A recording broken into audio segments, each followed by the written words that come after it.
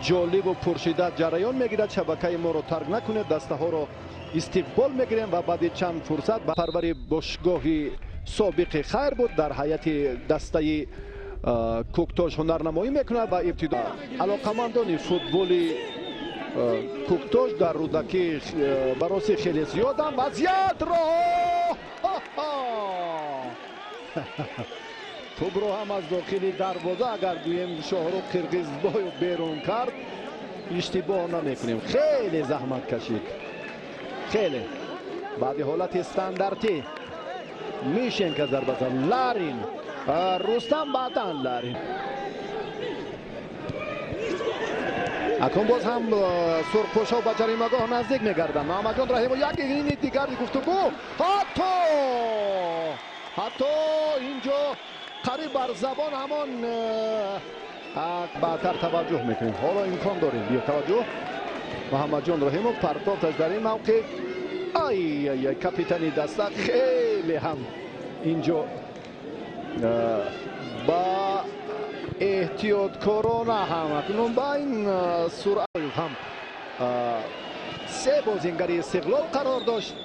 باز هم محمد جان رحیم و باز اینجا با اسدبک اسلام و مبارزه برد.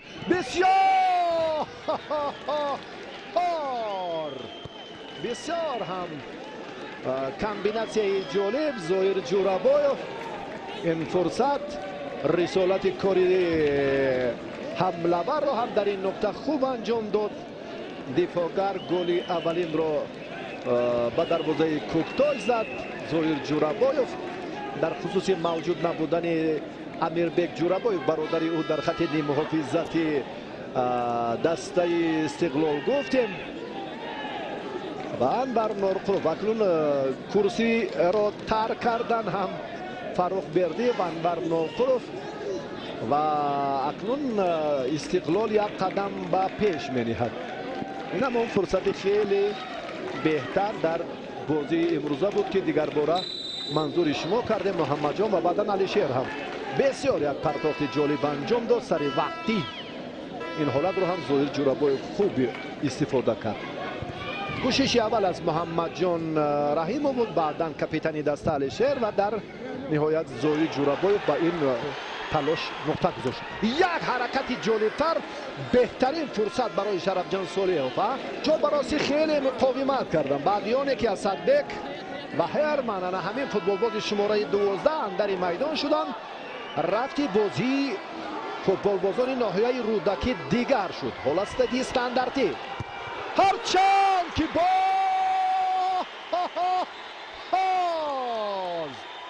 سهراب رحمانوف دفاعگری باشگاهی کوکتاژ در این جریان از این حالت استانداردی خوبی استفاده کرد و حساب را برابر نمود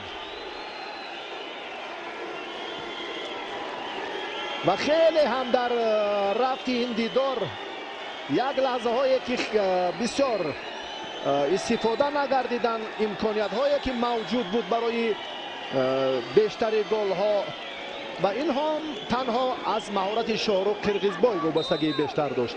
اینجا هم رسول فیض و براسی بسیار فضای مناسب امکانیت انا همین خوب رو بهتر به وجود آورد و ببینید که سهراب چگونه رحمانوف از این فرصت از فاصله اندک دورتر در جریان مبارزه با سرعت استقلال زود پیدا می‌گردد.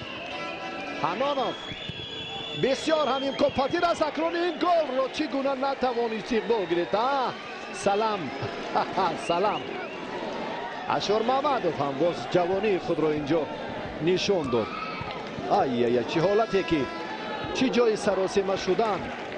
حنانوف برایش چگونه فرصت چگونه پرتاب را انجام داد. امکانی زدن بیرون است. داور اشاره میکند که وقت رو غنیمت دانید. بازی جریان میگیرد. شهرام سلیمان و ضربه کنجی میزند. دیگر باره هم باز ما از کرسی احتیاطی دیدیم که اینجا بازیگر دیگر شریفبک رحمتوف حالا آمادگی میگیرد. وضعیت رو باز هم سرخپوشا در جریمه‌گاهی تا به خاتمه ثانیه های برشمار فوتبالبازان در اختیار دارند و با همین ترتیب اکنون صدای هشتک داور بلند می‌گردد و استقلال در بازی موقوف گذاشته دور اول در سفر با دسته کوکتاش نمی‌تواند که موفق شود و